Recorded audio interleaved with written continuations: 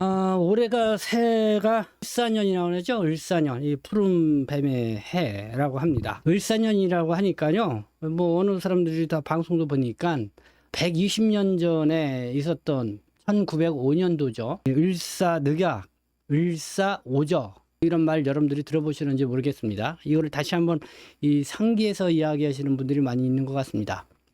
아무래도 지금 저희들이 비상시국 속에서 이 새해를 맞다 보니까 그래서 1905년도 그때 우리가 대한제국 시대였죠.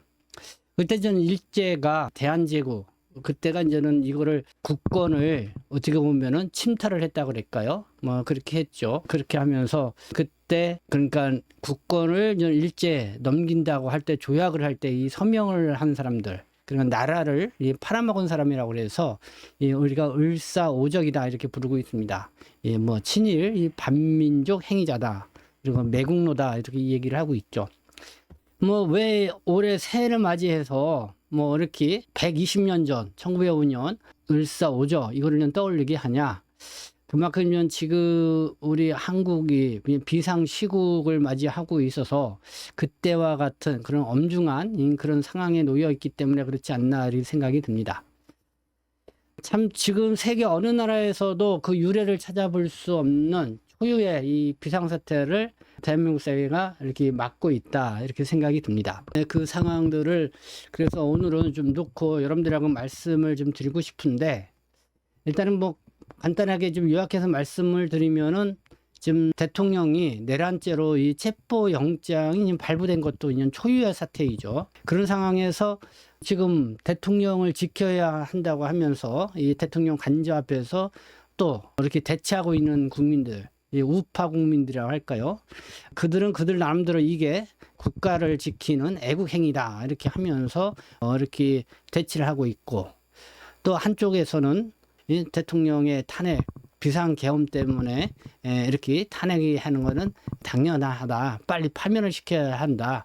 그것이 곧 애국이다. 또 이렇게 주장하는 사람들도 또 상당수 있고 또 이런 수위를 저는 이렇게 지켜보고 있는 중도층의 사람들도 상당히 많이 있습니다. 어쨌든 간에 지금 대통령이 헌법재판소에 탄핵 소추가 되어 있어서 탄핵 위기에 이제는 놓여 있는 그런 상황이죠. 그러나 결과는 어떻게 될지는 아직 예단하기는 쉽지는 않지만은 그래도 지금 이미 대통령이 수사기관으로부터 이 내란죄로 몰려서 이 체포영장까지 나와 있는 이런 상황이기 때문에 윤석열 대통령이 상당히 위기에 몰려 있다. 뭐 이렇게 볼 수가 있습니다. 그런 상황에서 이렇게 국민들이 대치를 하고 있는 이런 상황.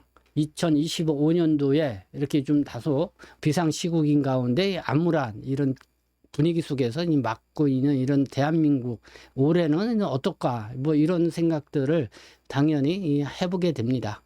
그래서 오늘은 좀 여러분들하고 이런 얘기를 좀 나눠보고자 하는데요. 그래서 좀 이 한 해의 위기를 좀 극복을 하고 뭔가 다시 좀 도약하는 해가 됐으면 좋겠다라는 그런 생각을 간절하게 가져보게 됩니다. 그렇게 하기 위해서는 지금 우리가 이 상황이 어떻고 앞으로는 어떤 것이 예상이 되는지 이거를 함께 좀 논의해볼 그런 필요성이 있지 않나 이런 생각이 듭니다. 거기서 잠깐 저희 동포세계 신문이 또 여러분들에게 좀 광고 들어오는 것은 광고도 한번 좀 소개를 잠깐 해드리고 말씀을 이어가도록 하겠습니다. 먼저 이 중국 청도에서 김치를 대량으로 이렇게 수입해서 들어오신 분이 있습니다. 김치가 10kg당 한 박스에 1,500원, 15,000원이라고 합니다. 10kg에 한 박스에 15,000원. 네, 이렇게 주문 판매를 하고 있습니다. 010-2217-0999. 네, 여러분들이 한번 좀 윤간의 김치.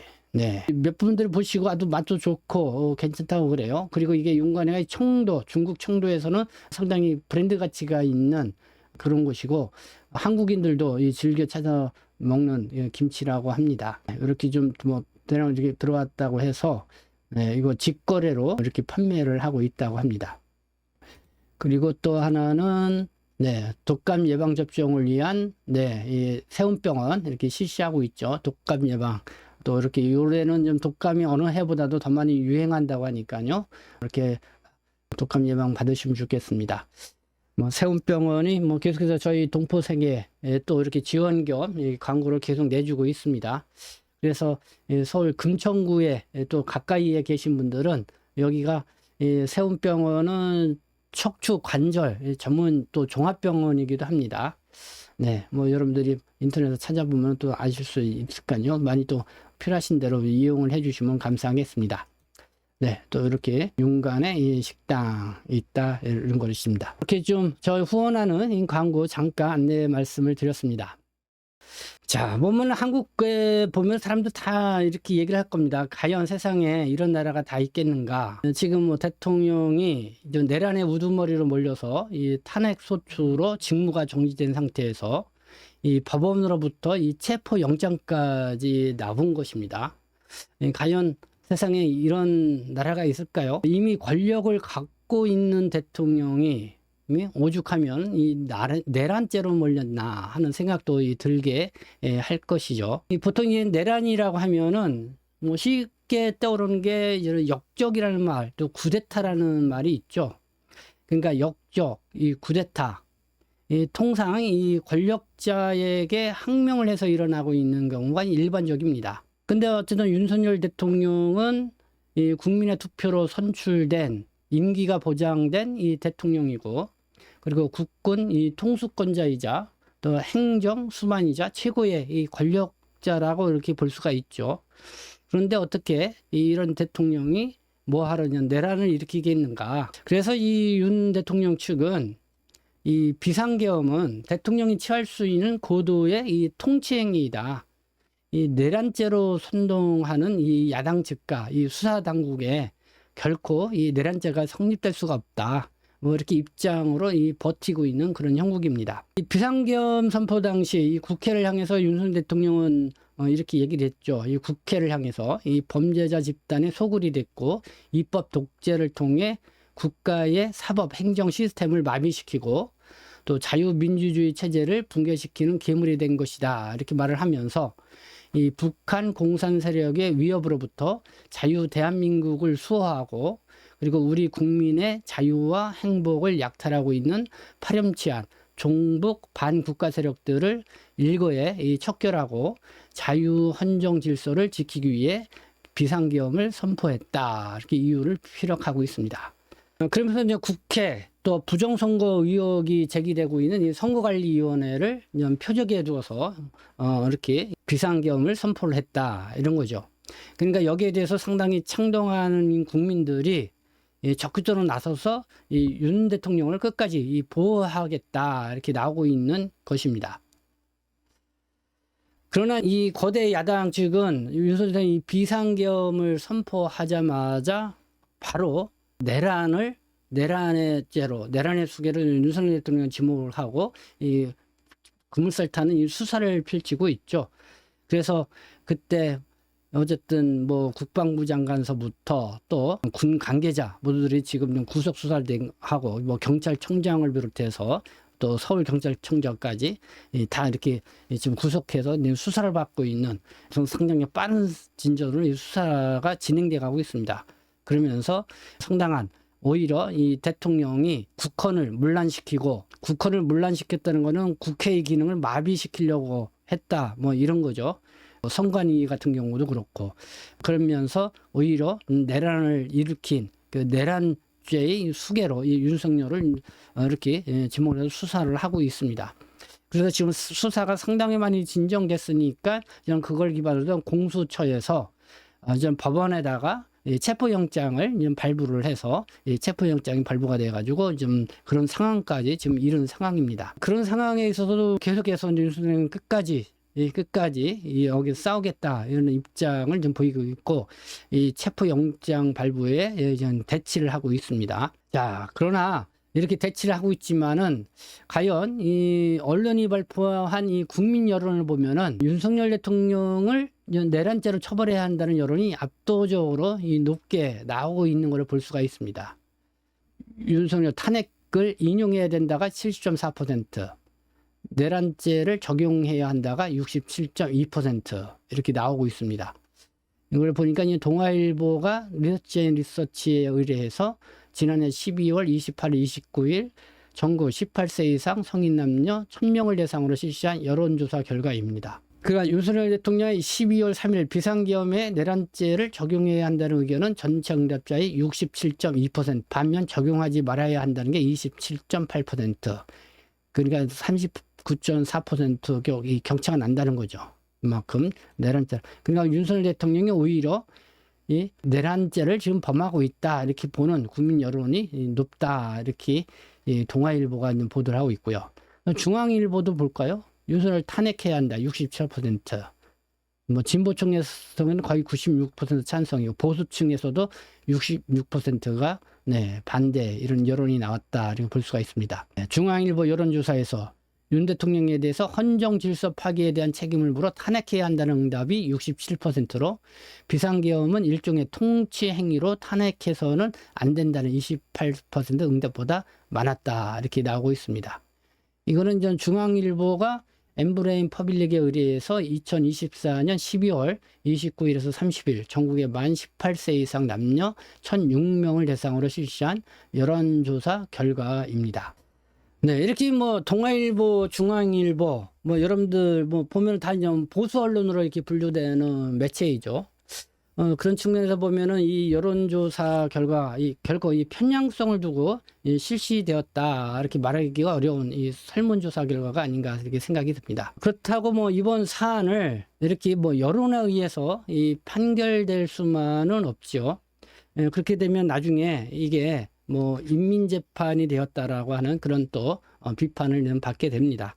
그러니까 헌법재판소가 어쨌든 이게 여론도 물론 좀 중요하게 작동을 하겠지만은 어쨌든 이 법치국가로서의 헌법과 또 관련법에 따라서 엄정하게 이 판결을 내리라고 이렇게 생각합니다. 그러나 지금은 뭐 헌법재판소의 재판관들도 나름대로 이제는 좌파 우파 성향을 갖고 있다 해가지고 지금 거기에 상당한 곤두를 각을 세우고 있는 상황이죠. 그래서 어쨌든 지금 헌법재판소가 전 구인 체제로 구성되어 있는데 지금 6명까지 있다가 요번에 최상목 대행이 관한 대행의 대행이 이제는 2명을 이렇게 또 임명을 했죠. 그거 갖고도 상당히 뭐 시끄러운 상황인데, 그러니까 헌법재판관의 이제 성향이 상당히 이제는 중요하다 이렇게 볼 수가 있습니다.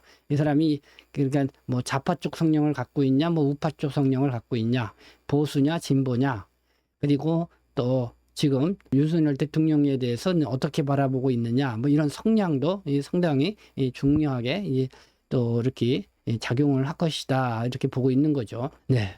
어쨌든 이런 상황인데요. 그래도 지금 헌법재판소가 어떤 판결을 내리게 될 것이냐, 이게 이제는 최대 관심이 될 것이다.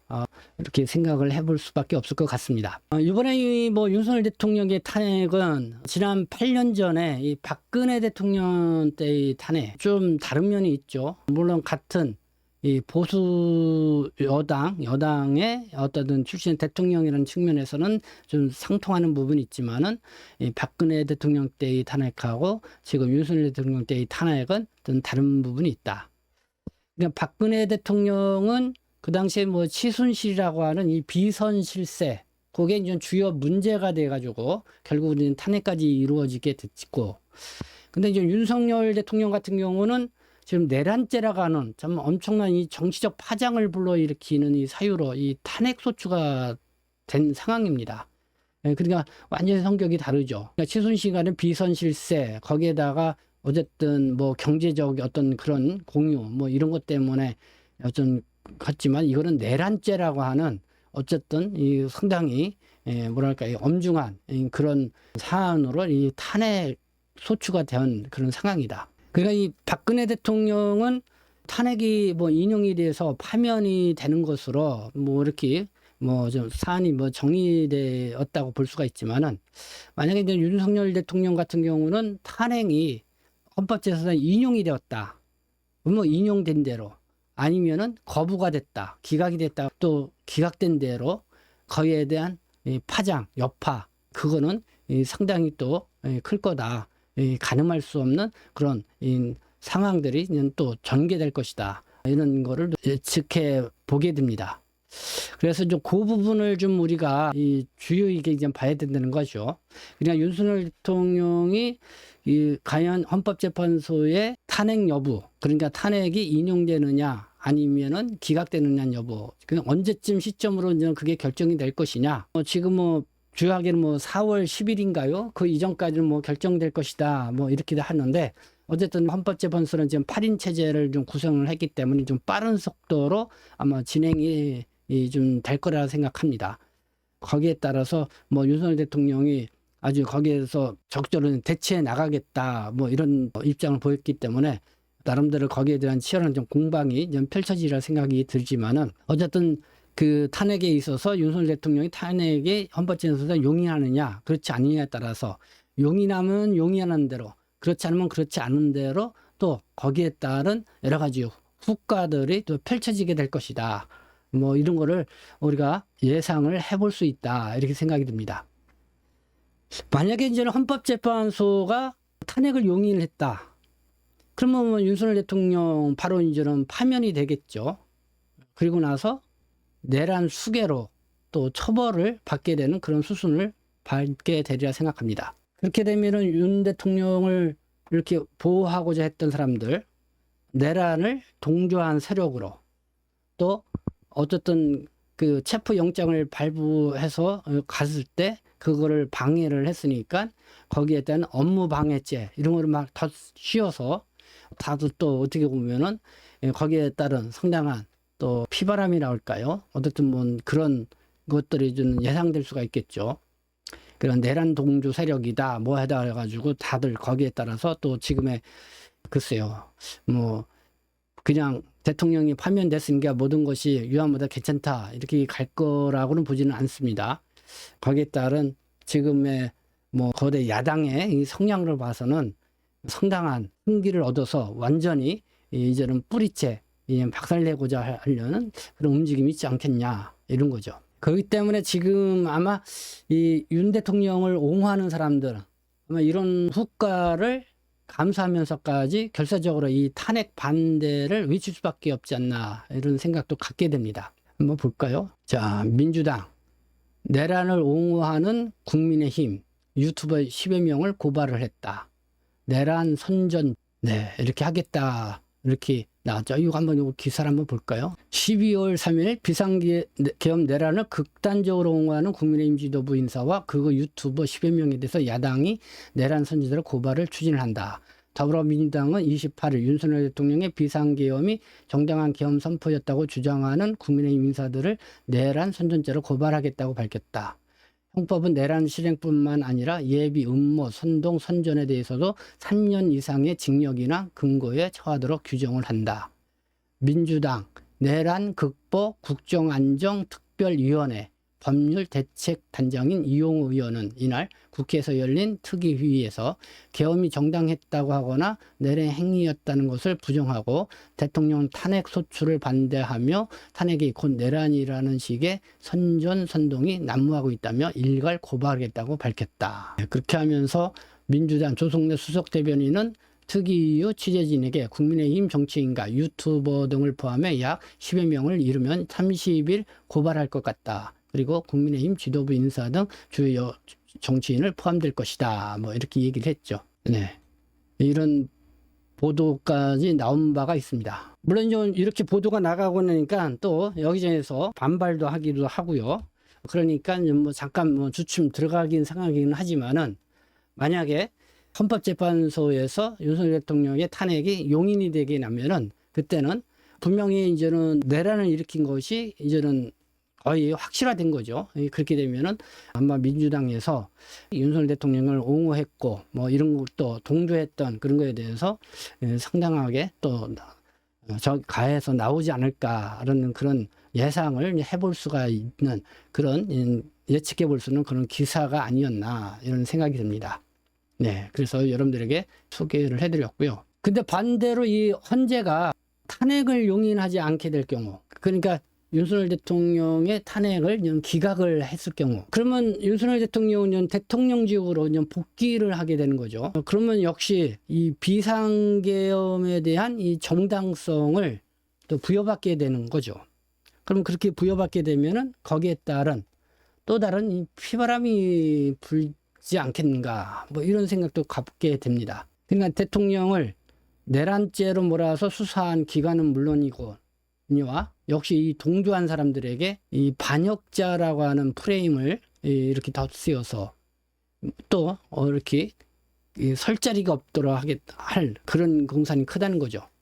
어차피 이제는 다시 윤석열 대통령이 이 대통령직으로 복귀하게 되면은 아마 이번에 이 사태로 모든 게 다 드러났잖아요. 그러니까 대통령은 비상계엄을 했던 거에 대해서 이 정당성을 확보함으로 인해서 나름대로 또 대통령이 정당성을 갖고 그 내란죄로 몰아서 수사한 기관들, 뭐 검찰, 경찰, 또 뭐 공수처, 또 뭐 여러 또 그런 관련 기관들, 그리고 또 어떻게 보면은 윤석열 대통령이 뭐 내란을 행한 것처럼 이렇게 이야기했던 사람들에 대해서 또 여러 가지 뭐 그런 동조했던 사람들에 대해서 이 반역죄라고 하는 프레임을 덧씌워서 거기에 따른 또 다른 이 피바람이 불 수도 있다. 그런 상황들을 우리가 예측해 볼 수 있지 않겠냐. 그러면은 참 그 여파가 참 대단할 것이다라는 생각이 듭니다. 그래서 이번 이 비상시국에 대해서 이 사안을 두고 우리가 참 함부로 좀 말을 할 수 없고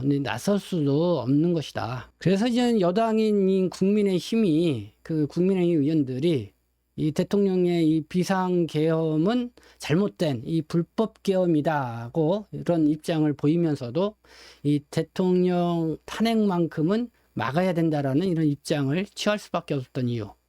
바로 이런 후과를 박근혜 대통령 때도 그런 거를 어느 정도 경험한 바가 있고, 또 이번에는 뭐 내란죄라고 하는 어쨌든 그 엄청난 더 이 후폭풍이 센 그런 상황으로 이렇게 되어 있는 거기 때문에, 그래서 이 국민의힘의 쪽에서는 이런 부분에서는 이렇게 적극적으로 나오지 못하고 어떤 이런 상황들을 예의주시하는 그런 쪽으로 이렇게 부여질 수밖에 없지 않나, 이렇게 생각이 드는 겁니다.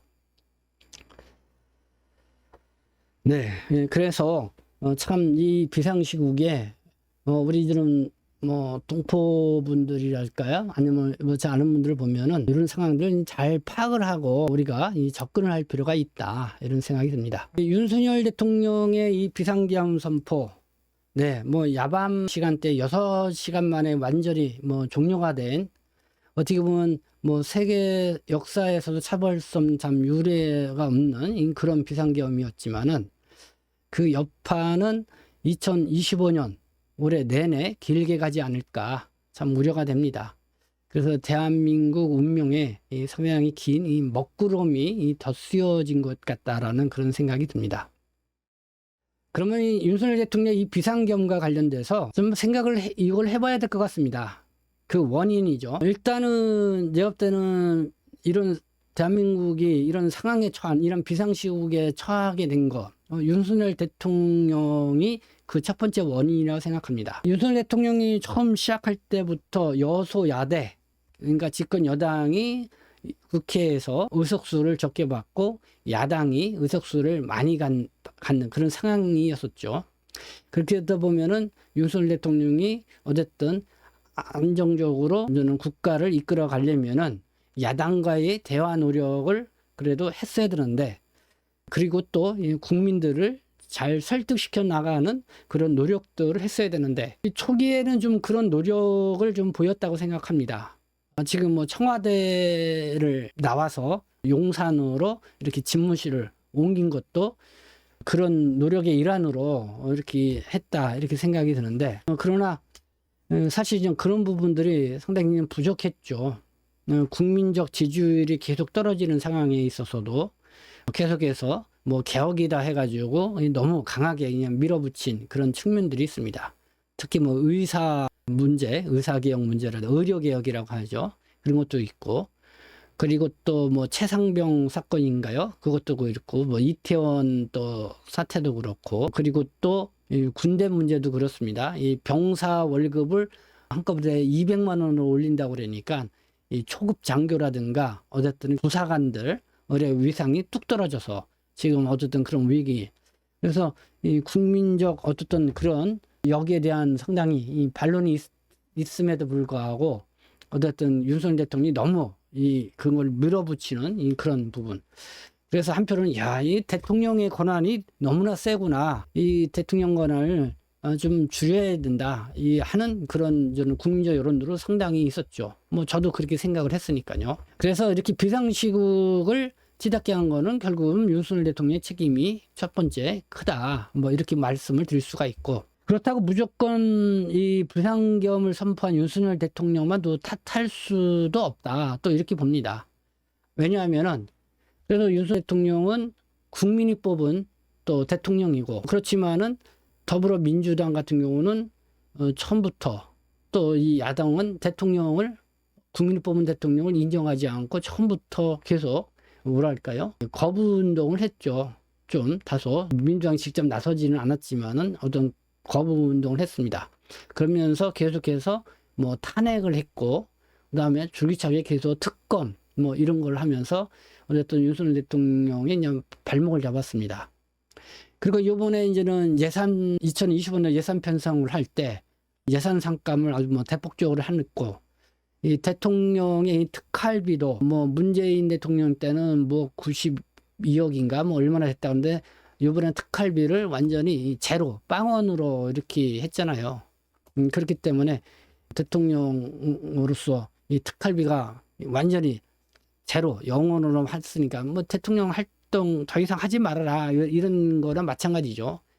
그렇게 예산으로 완전히 대통령을 발목 잡는, 그래서 대통령을 나락으로 먼 그런 야당의 책임도 있다. 결국은 그렇게 궁지로 몰아놓으니까 이 최후의 수단인 이 비상계엄을 할 수밖에 없었던 그런 상황을 만들어준 게 아니냐, 이런 지적에 대해서 야당 역시 또 피할 수는 없지 않나, 뭐 이런 생각도 가져보게 됩니다. 뭐 이런저런 거를 좀 두루두루 뭐 이렇게 살펴봐서 이제 헌법재판소가 어쨌든 저런 판결을 내리게 될 거라 생각이 듭니다. 그런 가운데 이제 2025년 이렇게 암울한 이 비상시국에서는 맞이하게 되는데요. 오늘 이 새해 첫날을 맞이하면서 한번 뭐 여러분들하고 이 국내 이 정치 사항을 놓고 좀 여러분들에게 말씀을 드렸습니다.